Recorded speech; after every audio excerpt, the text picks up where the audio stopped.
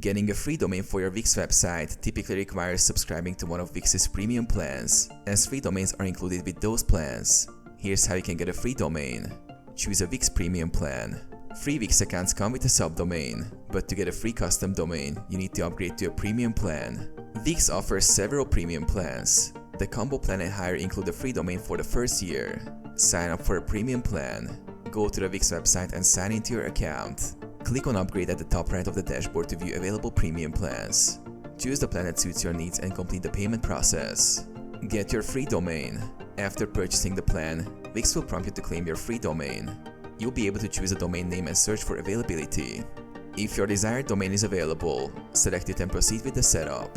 If not, Wix will suggest alternative names. Connect the domain to your Wix website. Once you have chosen a domain, Wix will automatically connect it to your website. Enjoy your free domain. Your free domain is valid for 1 year, after which you will need to renew it through Wix.